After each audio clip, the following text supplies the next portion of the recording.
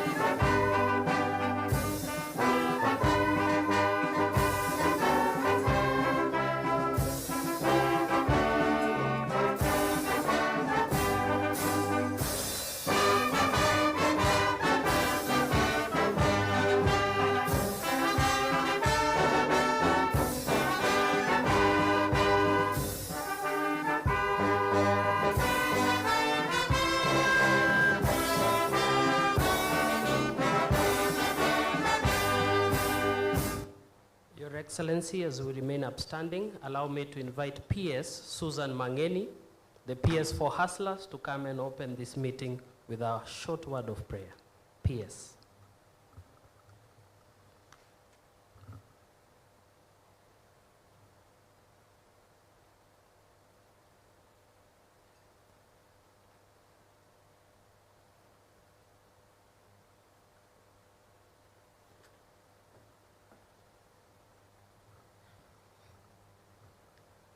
Thank you.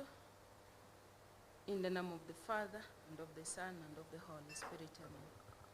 Almighty Father, we come unto you this morning.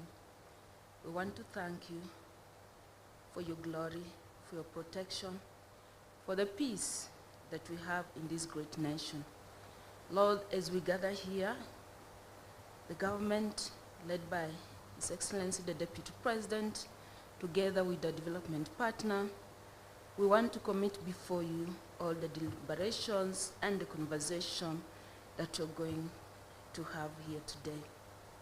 We thank you, Father, for your guidance throughout. Since we began these forums, Lord, we've seen great outcomes, great milestone. And it's in Jesus' name that we glorify your name, and we thank you, calling you to be with us throughout this session. In Jesus Christ we pray. Amen. In the name of the Father, of the Son, and of the Holy Spirit. Thank you, Your Excellency, the Deputy President. Ladies and gentlemen, please let's take our seats.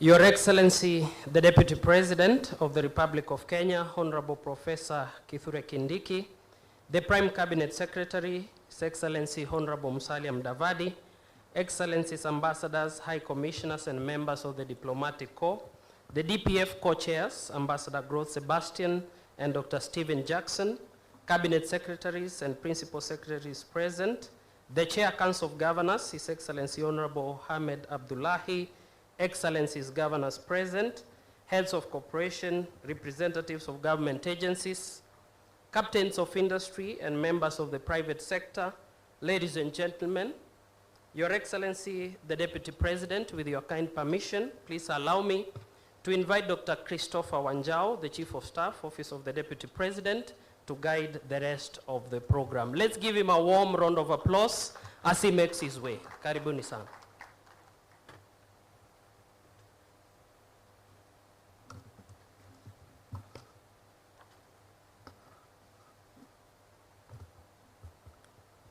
Your Excellency, the Deputy President of the Republic of Kenya, Professor Kithure Kindiki, the co-chairpersons of the Development Partnership Forum, Ambassador Sebastian Gloth, and Dr. Stephen Jackson, Cabinet Secretaries and Principal Secretaries present, Chairperson and CEO, Council of Governors, Your Excellencies, Ambassadors and High Commissioners, representatives of private sector and civil society organizations, distinguished guests, ladies and gentlemen, Good morning and Happy New Year. Today's agenda will focus majorly on updates from the 13th Development Partnership Forum and the drought situation in the country. Let me welcome co-chairs of the DPF, Dr. Stephen Jackson, and later Ambassador Sebastian Claude to make their remarks. Welcome, Dr. Stephen.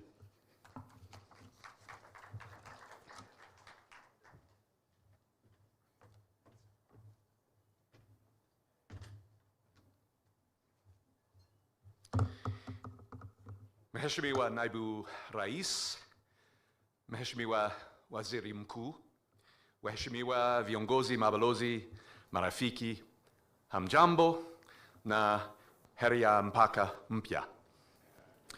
Na asanteni kwa kuhudhuria mkutano huo muhimu. Thank you. Waheshimiwa, it's with a little bit of sadness and nostalgia that I note that this will likely be my last Development Partnership Forum. As I think many of you know, I have the honor to move to Beijing on the 1st of April to take up post as United Nations Resident Coordinator. And so drawing on what is now 5 years of rich history here as Resident Coordinator in Kenya, permit me a few short points of intervention to orient our deliberations this morning. First, as the Chief of Staff has just noted, we will be returning to our discussion of absorption capacity for the aid generously provided to Kenya by Kenya's partners. Kenya is now a thriving lower middle income country with the vision and the potential to rise to upper income status within the decades to come. And one vital piece of that jigsaw is maximizing the impact of the support being provided by partners, precisely because the global quantum of that aid is diminishing right now so rapidly and so starkly. And I'm very confident, Mheshimiwa, that we will finish today with a roadmap that commits us to take the work that we've already done as this forum forward to its necessary conclusion, streamlining our procedures and processes on both sides, government and partners, so we can really maximize that impact.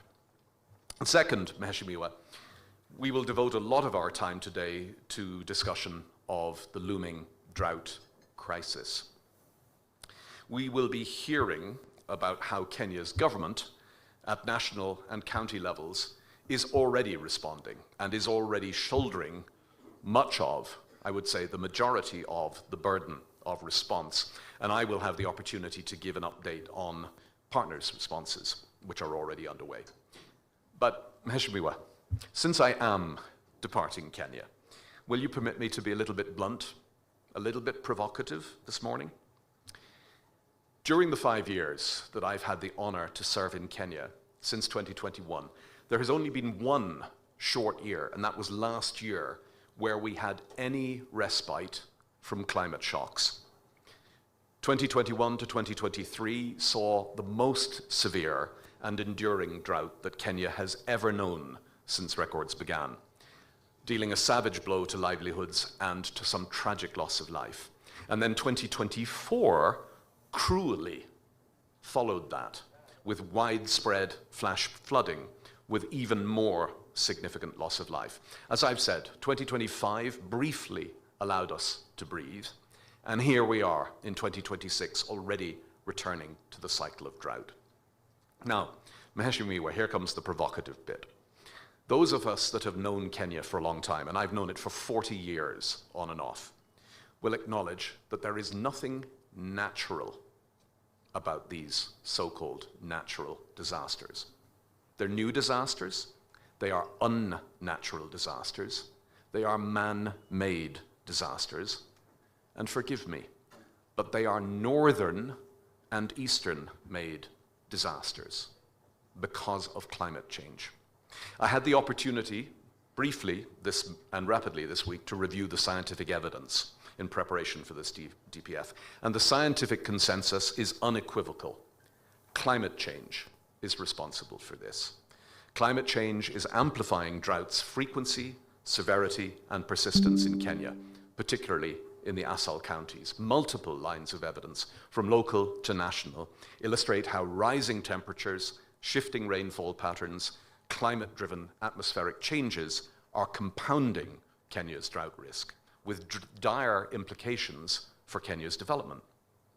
And it is the global North's and the global East's continued addiction to fossil fuels that is driving this, crippling Kenya and killing Kenyans.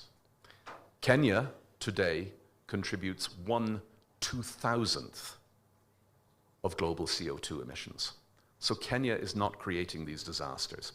And I read this morning the shocking headline that in one huge northern power, that I don't need to name, CO2 emissions are actually rising again, have risen again in 2025 after falling steadily for a decade. Now, friends, there is a well-known and well-established principle. It's called polluter pays.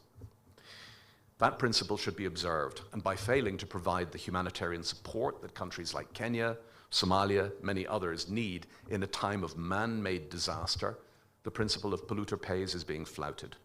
We have a moral duty to respond to Kenya's drought emergency, and I hope we can take this seriously as we deliberate this morning. Mheshimiwa Naibu Rais, Mheshimiwa Waziri Mkuu, it's been a huge privilege to serve in the great Republic of Kenya these last 5 years, and an enormous honor to serve with you and with His Excellency, the German Ambassador, my brother Sebastian Groth, at the helm of this forum.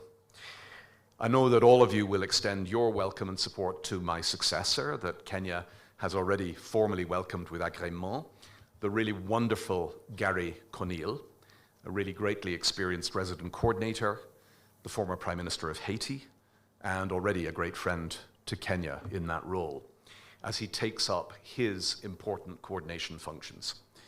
There'll be other moments before this, after this, for a proper thank you and farewell, but nonetheless, I do want to thank you, Excellency, and through you, the Government of Kenya, and all of the partners here in the tent and elsewhere for this excellent and fruitful partnership together. Asanteni sana.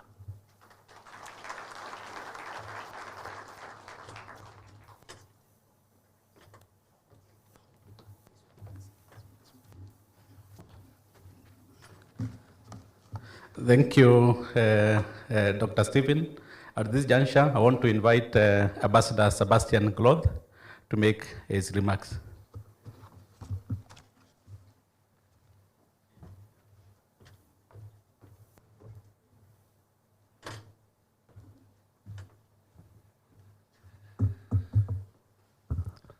Thank you very much, and good morning to all of you.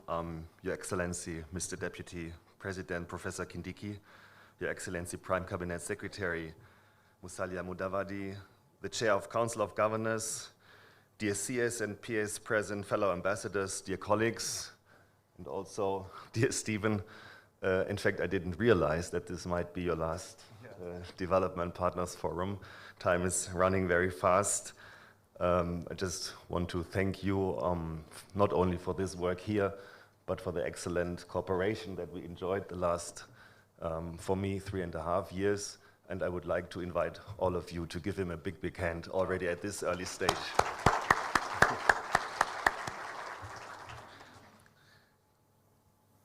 Good morning, and also Happy New Year to all of you. I hope you all had a small rest over Christmas and over the New Year, so that we all can start into this new season with energy and optimism. I want to thank, first of all, the Deputy President and his office, as well as National Treasury, for convening this 14th Development Partners Forum. In doing so, I think we keep the momentum from our successful meetings in 2025 and also chart the way into the new year. As Stephen mentioned, and is I think clear to all of us, the challenges ahead of us as development partners, as Kenya, are enormous. And I just would like to mention 3 examples and Stephen talked about it in his introductory remarks. First, the extreme weather events are on the rise, not as natural catastrophes, but as man-made catastrophes. Kenya needs more resilience to droughts and floods, and Kenya, as well as its neighbors in the Horn of Africa, also need our solidarities in the weeks and months ahead, but also jointly, I think we have to work on structural strategies to face these challenges. Secondly, around 1 million graduates enter the labor market every year in Kenya, which is a blessing. But that also means Kenya needs growth, Kenya needs decent jobs and a thriving economy that brings material benefits also to the people. And last but not least, the electricity infrastructure in Kenya is, as we know, at its limits. Kenya needs several gigawatts of additional electricity supply over the next years to meet growing demand and avoid power cuts or load shedding. Though this is just 3 examples, I think, of very concrete challenges that we are facing together. And we are all doing this, and I think this is also clear to all of us, in the context of shrinking donor funding and not growing donor funding. Not only have many donor countries made painful cuts, including Germany, I have to admit, to their development cooperation and humanitarian, but many of them also have reduced their contributions to international organizations or concentrated them on specific issues and selected countries. And we all know what an important role, especially the international organizations of the UN family, play here in Kenya.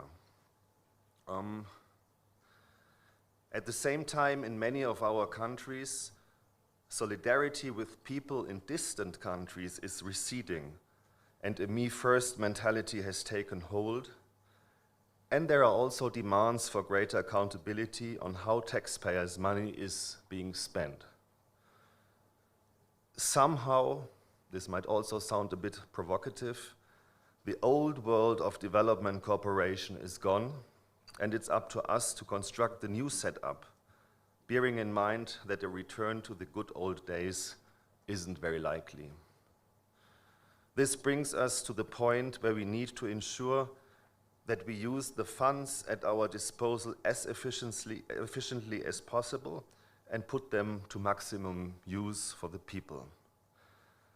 I am therefore encouraged that since the last DPF, the discussions about absorption capacity has gained a lot of momentum. And that in addition to the ODP and the NT, we also have the Attorney General on board to quickly implement the necessary legal and procedural changes. At the same time, we must coordinate our activities even better in order to avoid concentration of funding on one area or underfunding another.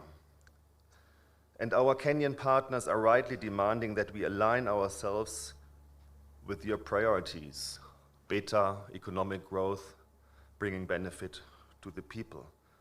And also that we create more transparency about our activities in the country. That's the discussion about on-budget and off-budget mainly. I therefore commend the momentum that has been generated since the last DPF in the discussion about the new setup of our coordination structures. We will hear shortly from the chairs of the Head of Cooperation Group and the ODP about where we currently stand. But I would like to say this much in advance: there is progress, and we identified what we called green areas of cooperation, where we agree that changes are needed in terms of better implementation of our funds. And we are close to new terms also of reference for the joint sector working groups, which will, of course, need to be filled with life in the near future.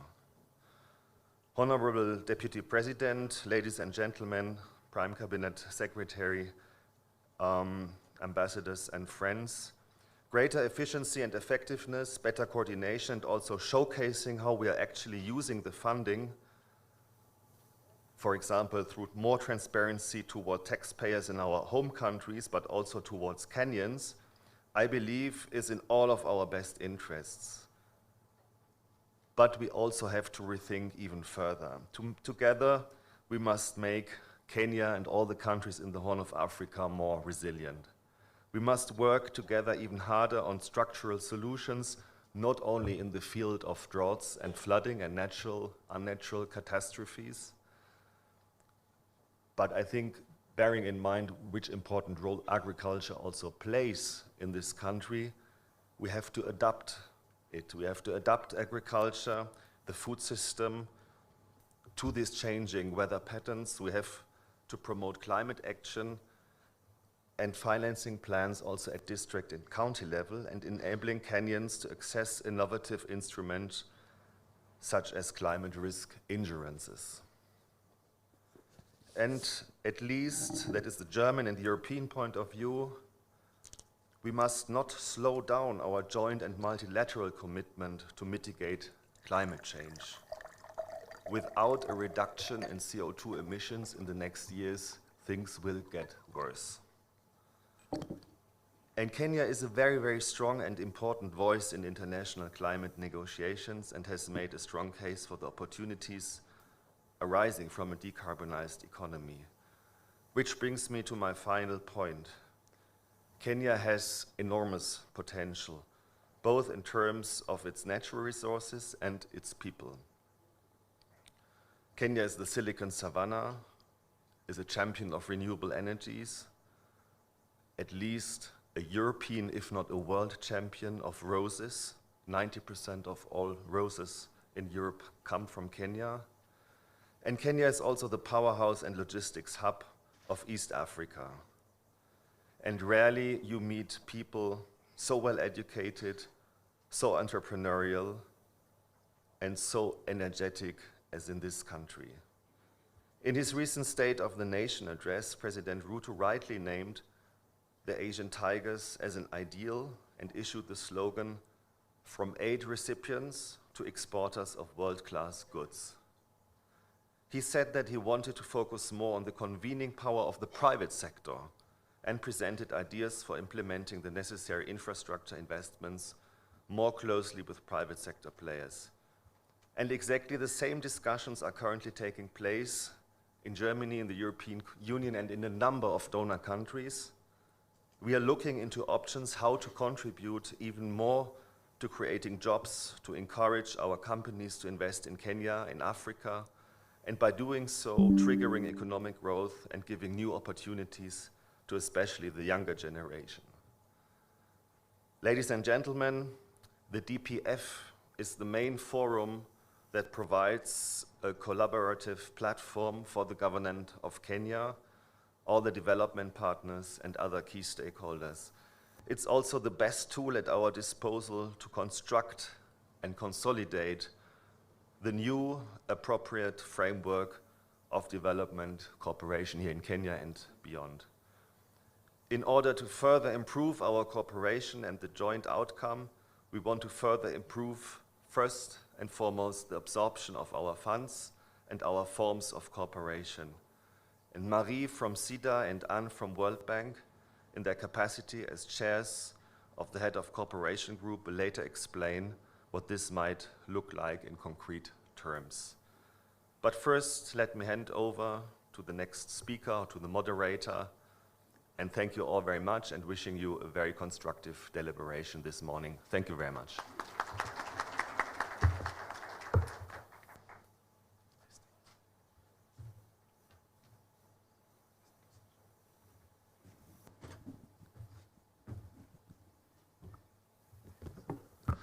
Thank you very much, Ambassador Sebastian. At this juncture, let me welcome the Chair, Council of Governors, His Excellency FCPA Ahmed Abdullahi, to make some introductory remarks.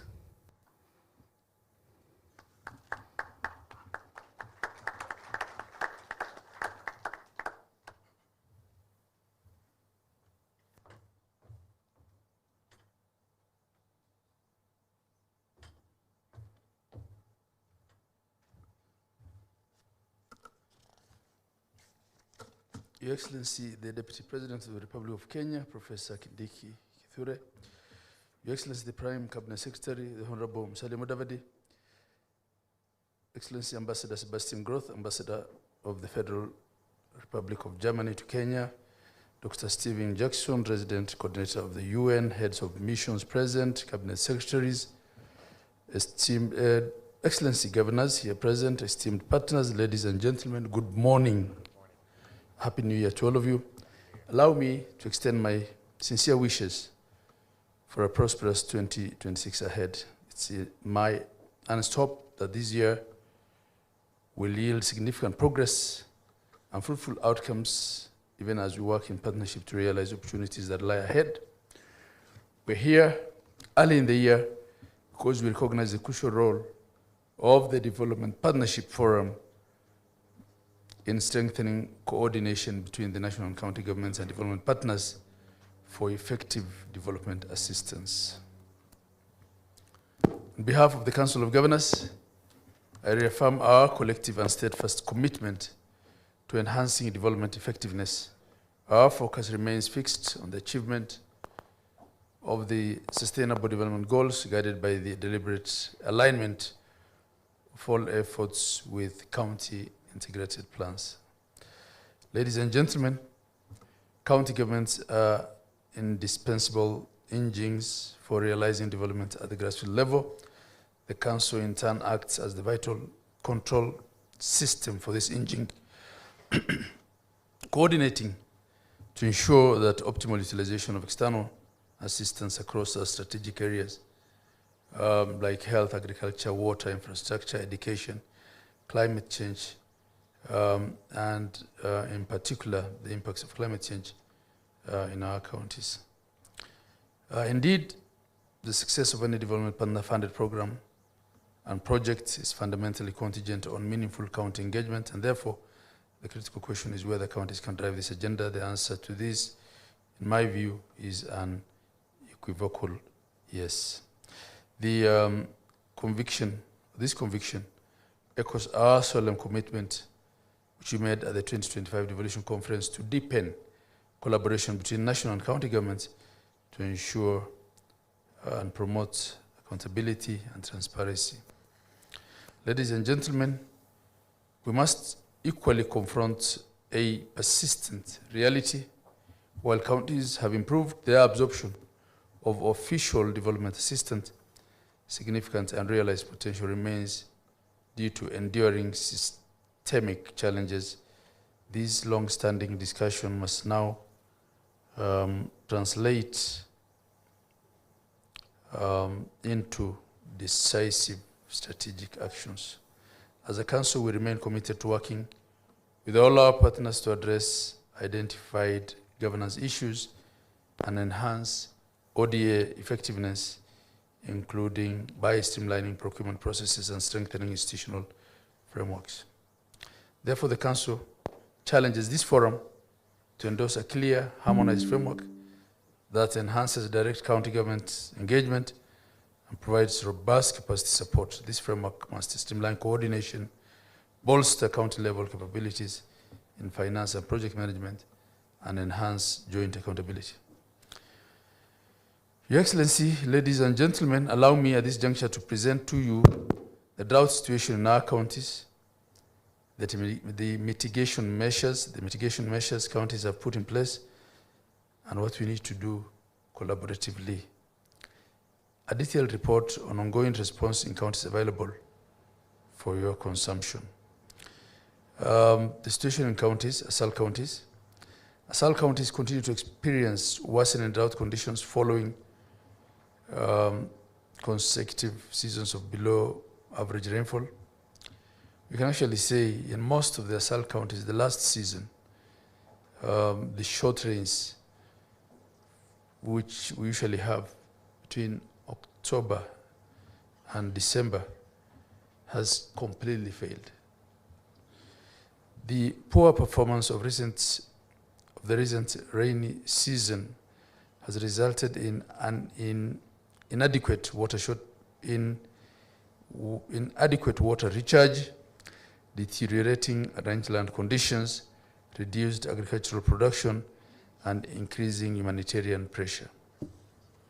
While ASAL counties are the most affected, spillover effects are increasingly being felt even in non-ASAL counties through rising food prices, water stress, and in many cases, livelihood disruptions.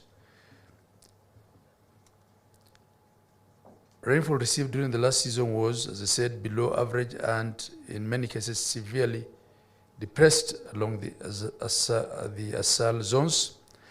As a result, the surface runoff water sources have significantly reduced or dried up. Groundwater recharge has declined, increasing borehole downtime and operational costs and distances to water points for households and livestock. The prolonged dry conditions are accelerating pasture depletion and limiting natural regeneration. Crop production has been negatively affected due to moisture stress, with poor harvest reported in both marginal agriculture and mixed farming areas. Staple food prices continue to rise, eroding household purchasing power. Of key concern is the increased reliance on food assistance and market purchases, increased risk of acute malnutrition in many counties, especially among children under 5, and the pregnant and lactating women, and reduced dietary diversity and meal frequency at household level. Livestock body conditions are generally very poor, with declining or completely none, I would say, in some cases, milk production and increased livestock migration in search of pasture and water. And in some of the counties, livestock has actually started perishing. And in some counties in the north today, you can get a goat or a sheep for as little as 500 shillings. Intervention by counties. Counties have activated county drought mitigation and disaster management committees and scaled up early warning and coordination mechanisms. In many counties, there are ongoing interventions that include water tracking, borehole rehabilitation, and protection of strategic water sources. There is counties that are also attempting to do livestock feed supplementation and food assistance and targeted social protection for vulnerable households. Many of those counties are also predominantly inhabited by people of the Muslim faith. Ramadan is fast approaching. It's going to be, the way things look, one of the toughest situations in which to fast in those counties. And we are trying to do our best to prepare some food supplementation during the month of Ramadan as well. Counties continue to work closely with the national government agencies and development partners, faith-based organizations, and humanitarian actors to mitigate the worst impacts. In fact, Your Excellency, had it not been for the interventions we're doing, the situation would have been a lot worse. Despite these ongoing efforts and the responses by both levels of government, we remain constrained by increasing number of households and livestock that intervention and the inadequate financial resources for response. On the urgent actions required to be carried out by both levels of government and partners, we need to increase food and non-food items assistance for vulnerable and affected populations. We need to enhance water supply interventions, water tracking, borehole rehabilitation, and deployment of additional water bowsers to ferry water to distressed communities. Distribution of livestock feed and activation of livestock offtake programs and insurance payments for those that are insured under the index-based livestock insurance schemes. Nutrition interventions in high-burden counties, maintenance and rapid repair of strategic water infrastructure. On policy recommendations and actions, I believe it's actually time to declare this drought a national emergency to help us accelerate resource mobilizations and scale critical interventions. There is need to reactivate county strategic committees. As I said, they're already active on the ground across the affected counties, and those that continue to enter the emergency situation, because these are the formal intergovernmental and multi-sector coordination platforms across our counties for aligning development partner, county governments, and national government intervention. And this will ensure harmonized, well-sequenced, and coherent implementation. 3, timely release of county shareable revenue and enhanced drought financing from National Contingency Fund. We also appeal to the controller of budget to also help us fast-track releases of funds, especially on matters that touch on the drought intervention. Timely release of county shareable revenue and enhanced drought financing from National Government Contingency Fund. I'd said that. Seek no objection from development partners to activate emergency response windows under certain programs. These are mostly World Bank financed programs, such as the Food Security Resilience Program, FSRP, the Drive under the Horn of Africa, and the NAV CDP programs. The county governors, Treasury, and World Bank people will understand what those mean. We need to be allowed, and I think there's already conversations around that, to use, if not all, certain percentages of those funds to support response, especially in the predominantly livestock rearing counties, because the best food security measure you can help them with is really to save their livestock today.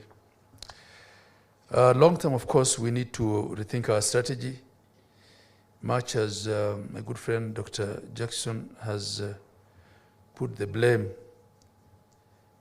to the powers that be in the northern and western hemisphere. Is it western or eastern hemisphere? I'm not sure this is the best time to discuss that with them. So we just need to have our own local solutions. There are discussions that we're having with the Ministry of Agriculture about introduction of certain drought-resistant crops. And I know AFA, KEFIS, CALRO aligned in the introduction of things like olives and dates in that part of the country, so that at least when maybe 10 years from now, we are in a better situation than we are today. I think I'll leave it at that. Dr. Jackson, we wish you the best in your future endeavor, and wherever you go to serve. And we thank you for the cooperation and collaboration that we've had with you during your stay in Kenya. I thank you all.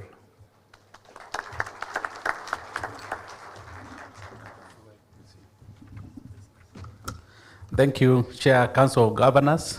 Thank you for that presentation and remarks. At this juncture, let me welcome the Prime Cabinet Secretary, His Excellency Musalia Mudavadi, to make his remarks and continue with the rest of the program. Welcome, sir.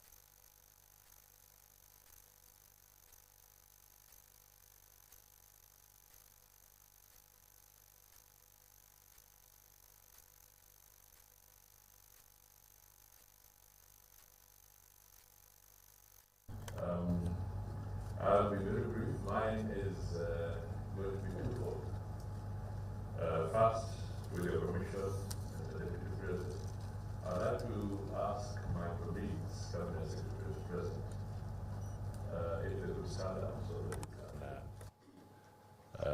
can acknowledge them.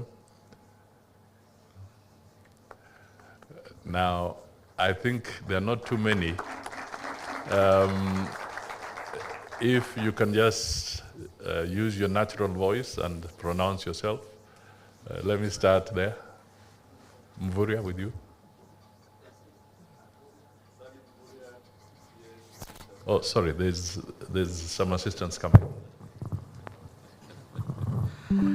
Salim Vuria, CS Youth Affairs, Creative Economy and Sports.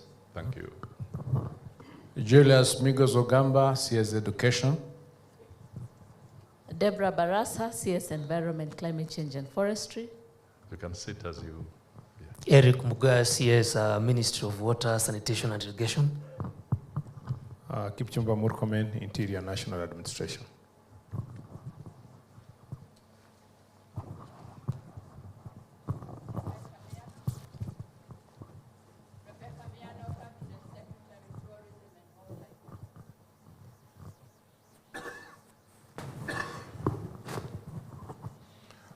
Davis Chirchir, CS Roads, Transport and Aviation. Thank you. Alfred Mutua, Labor and Social Protection. Thank you. I believe we also have the head of public service in the room. Your Excellency, I'm here. Oh, sorry. Okay, sorry. Good morning. Soipan Tuya, CS Defense. Okay, thank you. Is there any other CS in the room? Oh, they're right at the back. Okay. Okay, sorry, the light is hitting me, so I didn't. Excellency, my name is Opio Wandai, CS Energy and Petroleum. My name is Hannah Wendot Cheptumo, CS Gender, Culture and Children's Services.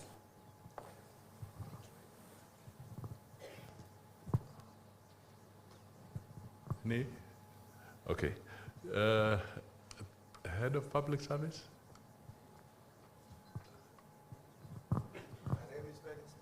It's coming, it's coming. My name is Felix Koske, Chief of Staff and Head of Public Service. Okay. Now, may I use that opportunity to request the Principal Secretaries present to stand up? Now, these are many. So, Your Excellency, with your permission, let me say that we have very many principal secretaries here. If I went through that motion again, it would take a very long time. Thank you, principal secretaries.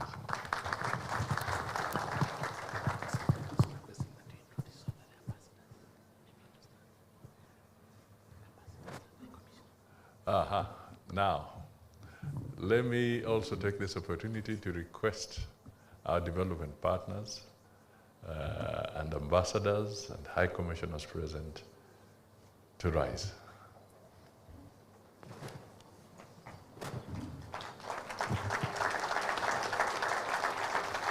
Thank you so much for being present. Okay, Your Excellency, that is the first phase of being here. The second is just to really say that this is a very important forum, and I would like to commend you on behalf of my colleagues and the co-chairs for keeping this forum alive and active. It is very, very critical, and clearly looking at it, there's some progress being made towards improving the absorption and utilization of these funds that we put together collectively with our partners.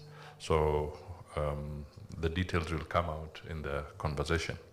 However, I just want to point out that there's one issue as we bid farewell to Steve Jackson that we did discuss at one time, and perhaps it can be the subject of further consideration by Your Excellency and indeed the co-chairs. And this was how to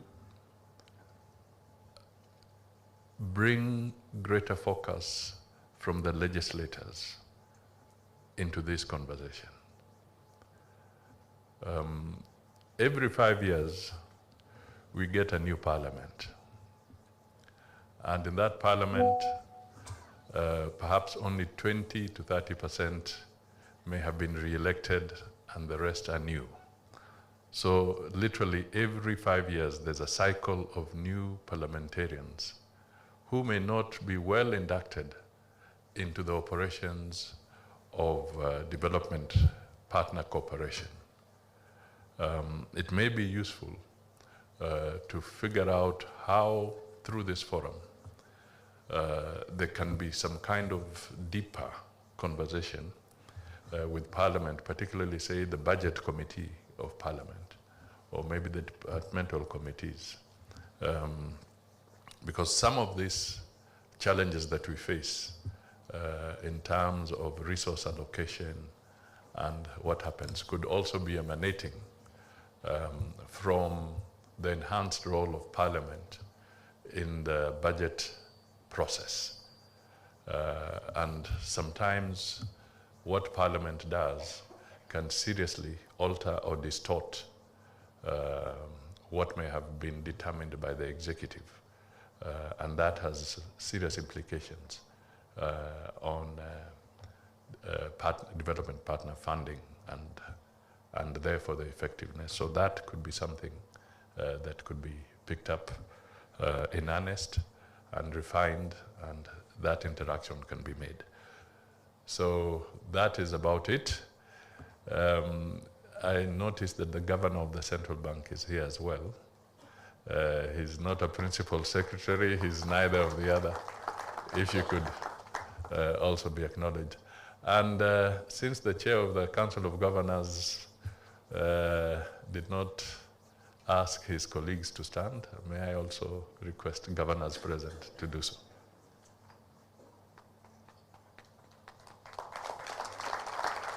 Thank you. There are quite a number of good governors here. So now it is my honor and privilege to invite His Excellency the Deputy President, Professor Kithure Kindiki, to step forward and make his remarks. Can we all give him a round of applause? Thank you.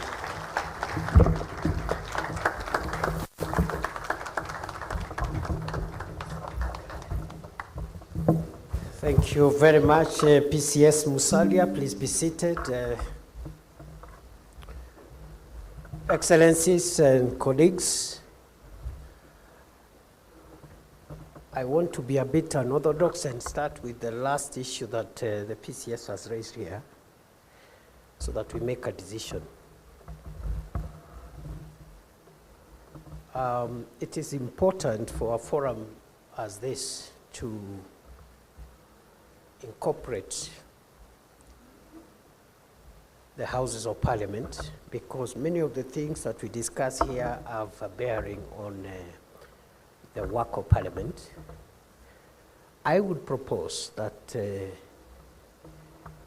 for the DPF, if it is possible to incorporate the clerk of the clerks of the two Houses of Parliament as ex officio or some form of involvement in the DPF, and within the joint sector working groups, the chairpersons of committees, sector committees, water, and energy, and so forth, participate at that level. I propose that if we did that, we will also, and maybe because this is something I'm just thinking as I stand here, for the DPF, we can have the two clerks and the two leaders of majority, because they're the ones who move legislative business in the two houses. And then for the sector work, as the joint sector working groups, we can have the chairpersons of the departmental committees. Is that a good idea? Is that a good idea? Will as many of that opinion say aye? Anybody with a contrary opinion say nay? The ayes have it. Number two, I assume for DPF, we have incorporated the Chief Registrar of the Judiciary. Because if we haven't, I also think it is important on behalf of the judiciary, which is an independent arm of government, but which depends on SJEC. Oh, she's here. Oh, thank you. I just wanted to make sure that we are all aligned. Thank you very much, CRJ. Thank you. So I think if we do that, we are okay, because the county governments are here, the national government is here, and the development partners are here. Having said that, ladies and gentlemen, I will not repeat. The protocols have been established. And let me just mention, for the purposes of Dr. Stephen Jackson, that we might have to do another DPF before you leave. So don't say a lot of kwaheris yet. We might have another one soon, for the reason which I am going to propose in a short while. Excellencies, ladies and gentlemen, as you are aware, His Excellency the President has clarified that the government of Kenya intends, going forward, to recalibrate our national development agenda in a manner that helps us achieve Kenya's transformation into a first world economy within one generation. We are persuaded beyond doubt that if other countries elsewhere have done it, Kenya has what it takes to do it as well. And therefore, you have noticed in the recent past, both in the State of the Nation address that His Excellency the President gave on November 20 last year, as well as the end of year speech, it is now clear that our next vision is a vision to transform Kenya into a first world economy within a generation. South Korea did it, Malaysia did it, Singapore did it. There is no reason whatsoever why Kenya cannot do it. The paradigm to take us there, as you're aware, is the bottom-up economic transformation agenda. I'm saying this deliberately because I have seen discussions around whether we have abandoned the bottom-up economic transformation agenda for something else. We have not. We have clarified that we want Kenya to move into first world economic status within one generation, and the paradigm that will take us there is the bottom-up economic transformation agenda. The drivers that will take us there are people, partnerships, and technology.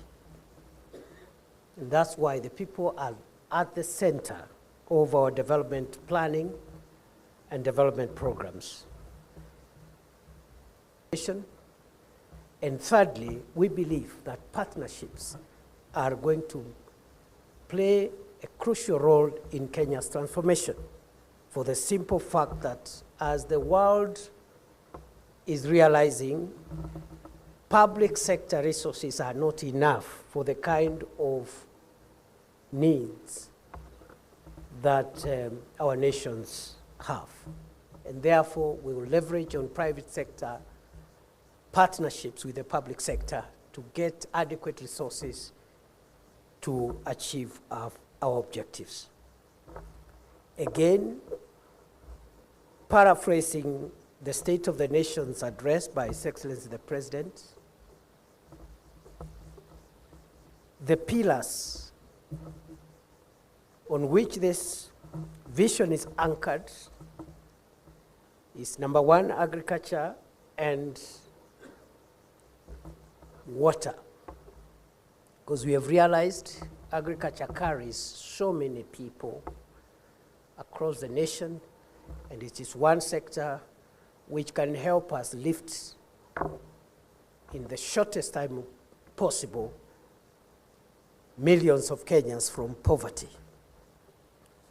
The statistics that are prevailing now indicate that about 20 million Kenyans live in poverty, and that number is worrying. We must reduce that number. We target reducing that number by 10 million every 10 years, and it is possible. So pillar number one is agriculture. And for us to be able to use agriculture as a tool for transforming our economy and lifting our people from poverty and creating jobs, we must move from depending on precipitation to feed the people of Kenya and to create jobs using agriculture. We are aware that there are countries which do not receive any precipitation, and you will not hear the kind of things that we discuss here every so often about drought and famine. Therefore, water harvesting is important. That is why we are embarking on a serious water harvesting and storage program to build 50 mega dams, 200 mid-sized dams, and about 1,000 mini dams across Kenya to harvest and store water for irrigation and put an additional 2.5 million acres of land under irrigation. That way, you make agriculture reliable, you strengthen food production, you reduce the amount of foreign exchange we use to import food, you secure the country's food security situation, and you create millions of jobs. And the entire ecosystem between the farming itself, whether crop farming or livestock farming, and the value addition and agro-processing, that ecosystem creates enough jobs to lift quite a number of people currently living in poverty into a more prosperous economic situation. Number two, we believe this transformation is going to be anchored on a serious upgrade of our infrastructure, especially roads, airports, seaports, and railways. And that is why we have developed some ways of hastening the construction of more roads, upgrading of more roads, including dual carriageways, through PPPs and other innovative ways. Because if we go at the pace we are going, we will not reach where we want to reach in the speed and the time which we are looking at. Therefore, we have a very ambitious program to expand the road networks in Kenya, to elongate the railway from where it is in Naivasha into the border with Uganda, to modernize our main seaports in Mombasa and our second port in Lamu, and also to put up a new international airport in Nairobi. And all that should happen in the shortest time possible. We have looked at all the challenges and the risks, and we have a way of making sure that it happens without any delay, without any excuses going forward. Other than agriculture and water as pillar number one, and infrastructure. And by infrastructure, we are talking about roads, seaports, railways, and our airports. We believe those ones will stimulate, first of all, in quite a number of jobs, because public infrastructure activity creates jobs and also stimulates industry and manufacturing because of what goes into building those infrastructure projects. Other than that, energy, which Sebastian has raised, is critical. We have determined we need an additional 7,000 megawatts of electricity to bring into a total of 10,000 megawatts to be able to sustain not only the current situation, but an expanded industrial base for our transformation. Those are the three pillars: energy, infrastructure, and agriculture and water.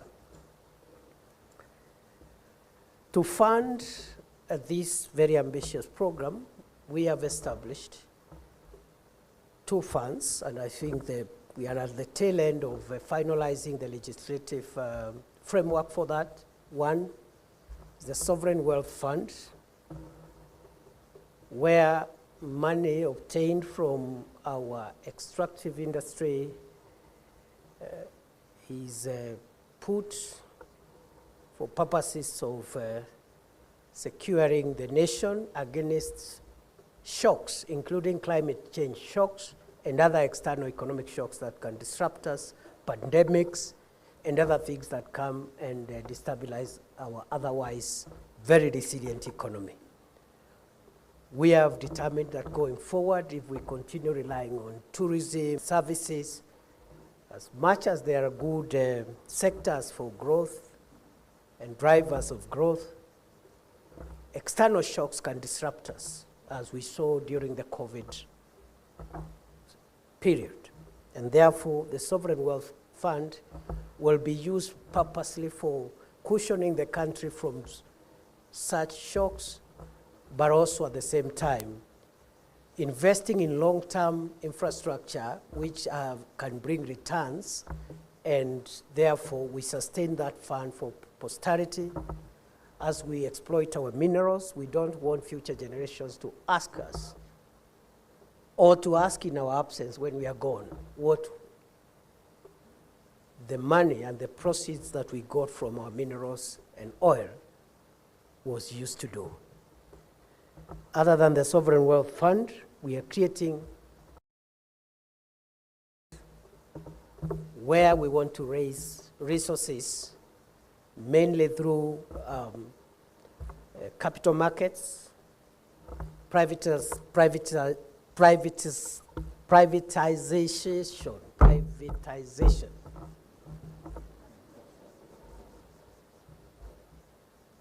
and also raising funds through public-private partnerships. So we believe the National Infrastructure Fund and the Sovereign Wealth to do what we want to do. Of course, we'll continue developing, depending on development partners for overseas development assistance, but we are prepared in the meantime to raise enough resources locally to be able to meet our development imperatives. Therefore,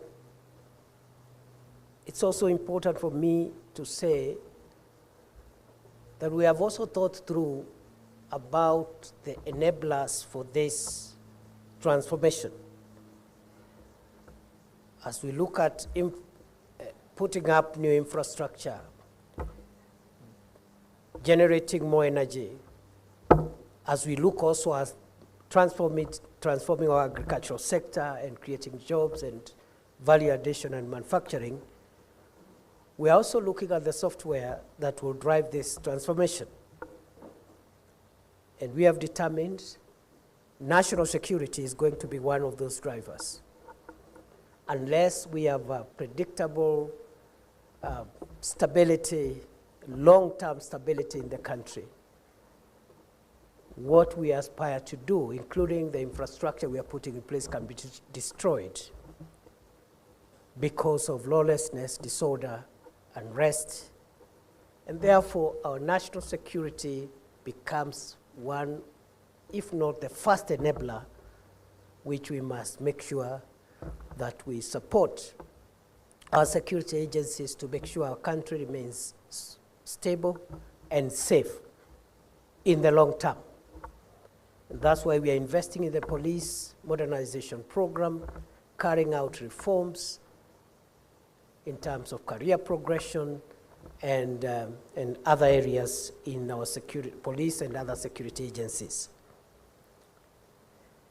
Other than security, we believe that the second enabler for this transformation is going to be working on promoting national values, integrity being at the center of those national values, and therefore the fight against corruption, theft of public funds, and all the negative things that our Constitution frowns upon in Article 10 are important enablers for this transformation.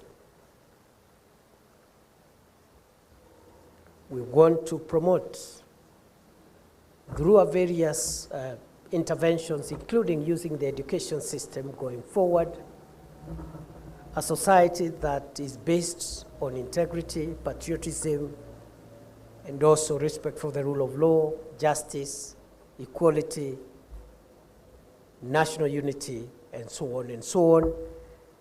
Because unless we instill these values in ourselves and in our younger generations, this transformation will falter. So enabler number one is security. Enabler number two is national values. And the fight against corruption is at the center of that enabler. Lastly, the last enabler is on human capital development. And that's why we are investing in fine-tuning our education system so that it can generate employable young people, entrepreneurs, and other people who can fit into an ever-changing world where technology, research is the driver for transformation. And therefore, we want to ensure that we have the human capital that will help us achieve the transformation we are looking at. Within this generation, we have increased the money for research from 0.8% to 2% of GDP to make sure that we put our money where our mouth is. And we are also very keen on creating jobs, because this human capital we are talking about, we must find them jobs, we must find them opportunities in business so that they can help us drive the transformation of our country. I have taken a bit of time to provide that background so that as we continue with our DPF discussions, then we are aligned with that national vision and national priorities. And therefore, today's DPF has two things I expect us to make progress on. Number one, we have been discussing about making the joint sector working groups more effective. I know there has been some work to revise the terms of reference for the joint sector working groups. As I sit here, I would like to hear where we are on that one. If we are not making good progress, we make decisions on what else we need to do to strengthen the outputs and efficiency of the joint sector working groups. If there are some that are not active, they must be active with immediate effect. We don't have more time now for talk.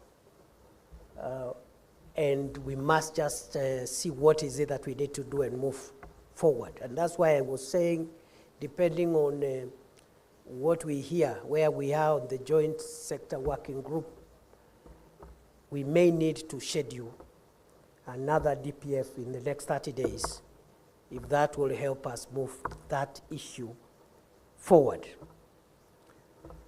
We also have taken almost a year also discussing the second aspect of our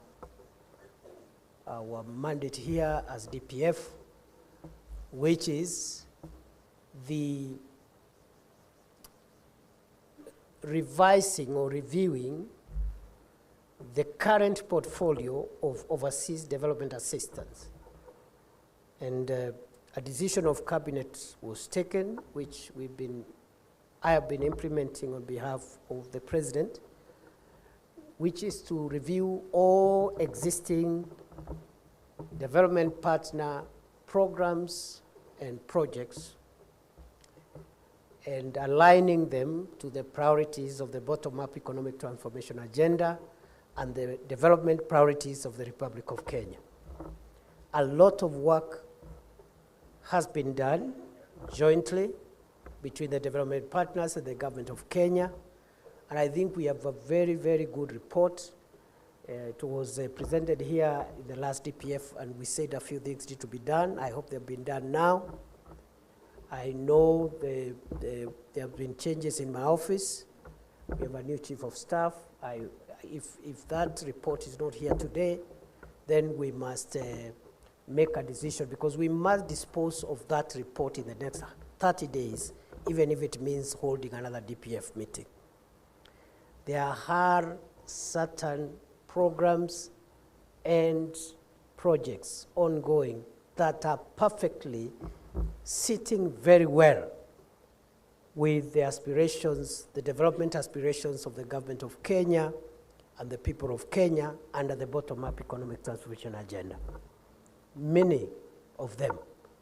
We need to look at them and commend our development partners so that they can know that those programs are not just programs generated for the purposes of spending ODA funds, but they are programs and projects that are responding to the priorities of the people and government of Kenya. I'll just give one example. We've just been going around the country with His Excellency the President on the program on the National Youth Opportunities Towards Transformation. That NYOTA program, I remember that program was brought to cabinet 5 times.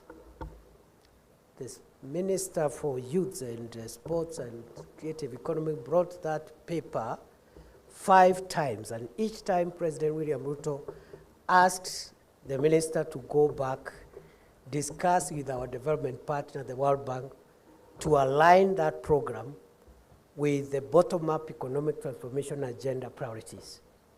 Today, after the fantastic work done by that ministry and the World Bank, that program is squarely sitting within what we consider to be the priorities of this administration to empower young people around the areas of creating employment, creating employability through skills development, but also encouraging a savings culture for our young people so that they don't spend whatever they have or whatever they get now, and finally creating an entrepreneurship cadre among our young people, especially those who have not been fortunate to have degrees and diplomas. So that's just one example. There are many others. And I want to encourage many development partners here today that many of the programs you're supporting us with are extremely critical.